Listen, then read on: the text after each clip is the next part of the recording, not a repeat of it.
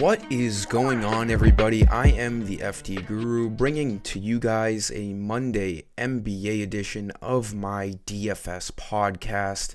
We have 4 games on the main slate tonight, starting at 7:30 Eastern, so 30 minutes later than usual. 2 games starting at 10 o'clock that FanDuel has left off the main slate. Chicago and Sacramento at 10 o'clock, and then OKC at the Lakers at 10:30. DraftKings has elected to keep those 2 games on the main slate. So we got FanDuel with a 4-game main slate, DraftKings with a 6-game main slate. And we're just going to have to power through March NBA because we're just going to consistently be targeting pretty bad teams in DFS. That's always how it goes. We got some pretty decent value on bad teams once again tonight. So hopefully we can have a great Monday night to start our week. Doing a free Guru credit code in this video. Drop a like. Make sure you are subscribed with alerts on so you don't miss any future videos. I do appreciate it. And as usual, I'm going to give you guys 5 players that I like on FanDuel. 1 for each position. So let's get after it. I'll give you that code after the first couple of my plays. For point guard, we're going to go right back to the Jordan Goodwin well. There's no reason not to. This Grizzlies and Nets game is just, it is what it is. The Grizzlies are terrible. The Nets are a little bit less terrible, and they're at home. So we see the Nets have a 9.5 point spread, which, a little bit of blowout risk there. The Grizzlies, once again, banged up. Jaren Jackson, doubtful. At least that's what RotoWire says. I don't always trust them, but yep, Jaren Jackson, doubtful. We got Derrick Rose out. He was back last game. And we saw Luke Kennard and John Conchar come back last game as well, and they both did not start. I was worried about Goodwin going back to the bench with Luke Kennard coming back, but that didn't happen. Goodwin's going to play a bunch of minutes for the rest of this season. 30 minutes last game, even with Kennard, Derrick Rose, and Conchar back. Now we have no Derrick Rose. They're still without... Let me catch my breath for this list. Desmond Bane, Brandon Clark, Scottie Pippen, Derrick Rose, Marcus Smart, Zaire Williams. That actually just caught my eye now. I completely missed that earlier. That's even more guys out now. Zaire Williams has been a guy to be targeting, for the banged up Grizzlies. And then John Morant obviously out. So the Grizzlies are a mess, and they're going to continue to be a mess for the rest of the season. I do like Jordan Goodwin, 5,900, still under 6K, does a little bit of everything for this Grizzlies offense. Has the ball in his hands a bunch as the true point guard. And he kind of just does some dirty work to get his fantasy points. He doesn't score a lot of points. He doesn't necessarily rebound. But he gets assists, and he can get active with blocks and steals. 4 blocks against the Blazers. 7 steals over his last 3 games. So he's been getting there. He looks pretty solid tonight as a nice safe cash game option. Shooting guard, we're going to look at Jordan Clarkson, another team, that's just bad, but they're banged up. So we're going to be targeting them in DFS. There's nothing we can do here. Keontae George has been a recent questionable add to the injury report, and whenever we see a guy get downgraded to questionable with an illness midday, I'm not going to assume too much, but we can guess that there's a higher chance that he misses tonight. I'm not picking Jordan Clarkson banking on Keontae George to be out. I'm picking Jordan Clarkson just because he's a strong play regardless. If Keontae George is out, obviously Clarkson becomes a better play at 6,300. Missed last game to an illness. Now it looks like he's given that illness to Keontae George. The NBA in the second half, since after the All-Star break, there has been a ton of teams just running through illnesses. It's kind of wild. If you guys play DFS every day, you know what I'm talking about. Guys are questionable and doubtful with illnesses every day since the All-Star break. Clarkson's going to be back tonight, and if Keontae George is out, we're going to have a strong chance that he even starts. Another positive to this play is the Jazz are definitely shorthanded. Not only is Walker Kessler out, he's been on and off lately, But now we have Lauri Markkanen out, and Lauri Markkanen is the number one usage player on the Jazz, so that's going to open up everyone in this starting lineup. Not sure who's going to start for him yet. Horton Tucker played last game. He's always wonky if he's going to play a lot of minutes. We have Sensabow. He sucks, but he's minimum price. If he's starting, we're going to have to look at him. And then, Colin Sexton, Taylor Hendricks, John Collins, they're all going to look better. Clarkson looks good at 6,300. I think he's going to play, 30 to 35 minutes with a bunch of extra usage without Markkanen. And again, if Keontae George is out, this game is at 9 o'clock, so we probably won't get that news for a 7:30 lock. But if Keontae George is also out, obviously Jordan Clarkson becomes that much better of a play. For that Guru credit code, go to my website. You got to be signed into an account. This is where I post all my main slate lineups. We got MLB coming up as well. Very excited for MLB. So much fun. So much less of a stress to post because we get lineups like 3 hours before the game, unlike NBA. We had a huge MLB season last year. I have early bird discounts available now. You got to just message me and I'll send you the list of prices. Go over to the shop page. This is where you usually buy your credits on my website. These credits get you lineups that I post for the main slate. And it's March 4, or it's, is it NBA March 4? It might be NBA March 4. NBA March 4, the date, all caps, and then it should say coupon successfully applied, and you'll get 10 credits added to your balance. Again, I've only provided main slates for memberships on my website. All of the other slates have always been extra content, like on the top banner. And now that I am a contributor on Dub Club, I've been posting, after hour slate, early slates on my Dub Club to an all access pass. When you pay, it's only $1 for your first week. I have the link below. So if you want other lineups outside of the main slate and all of my bets with like prize picks and sports books and stuff, I've been putting a ton of content on my Dub Club to get this up and running. Very excited about this. We'll obviously have more content for the MLB as well.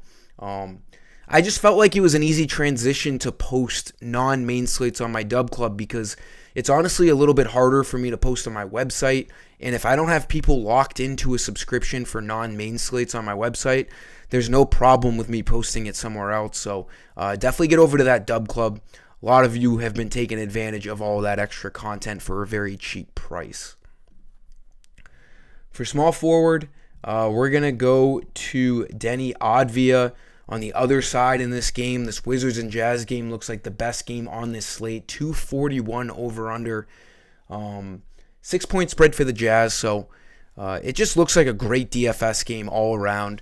I mean, this is March DFS. We've had 3 slates so far in March. 2 of the 3 slates we've had to target a top game with the Grizzlies and Blazers. And then yesterday, the best game of the slate was the Hornets and the Raptors. And now for a 4th consecutive day in March, we have another awful game as the best game on the slate, and that's Washington at Utah. DFS, it's not for, competitive basketball between good teams. It's for, bad teams with injuries who, are just crawling to the finish line. Advia looks great at 6,300. He was up at like 7K before he got hurt because he was cooking.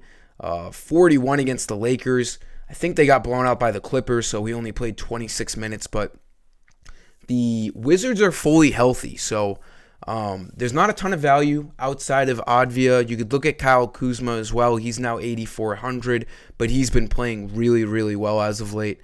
Advia has been at 7K before. He needs 31 fantasy points to hit value. And, he's averaging 29 on the year, and he's in the midst of a great run of good basketball. If you look at his game log, he's going to get you over 25 fantasy points. He's going to grade out really, really well in this matchup against the Jazz tonight. We can expect him to play in a competitive game anywhere from, 28 to 30, 39 minutes. And he's a fantasy point per minute kind of guy, so he looks really good. He's going to be a popular option on this main slate tonight. Can play small forward and power forward. For power forward, I'm going to go to an expensive guy here. Now, I failed as I always do. I try to mention the injury guys at the beginning of the video, but I always forget. But for questionable guys, we have really nothing from the Grizzlies and Nets. We already know Ben Simmons is out, Cam Thomas is out, and then all those Grizzly guys. The Clippers and Brewers, I did it again. Clippers and Milwaukee Bucks. Huge news here. Giannis Antetokounmpo is questionable, and I do think this is a true questionable tag because he's not usually questionable, and it is with an Achilles. You got to think at home in a competitive matchup against the Clippers, he's going to want to play, but hopefully we get that news before lock. It's a 7:30 lock, 8 o'clock game, so crossing my fingers on that one. That would obviously be a big deal if he were to sit out tonight.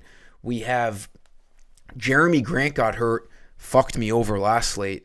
So he's doubtful for tonight. And then we have Matisse Thybulle and DeAndre Ayton questionable for the Blazers. That's kind of a wash kind of game at the Timberwolves. I think the Timberwolves are going to win by 95 points in this game, kind of like what the Celtics did to the Warriors yesterday. It is a 14-point spread. I do think they cover that.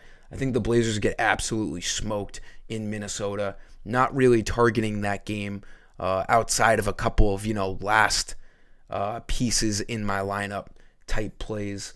Washington and Utah, we just talked about. Keontae George is questionable.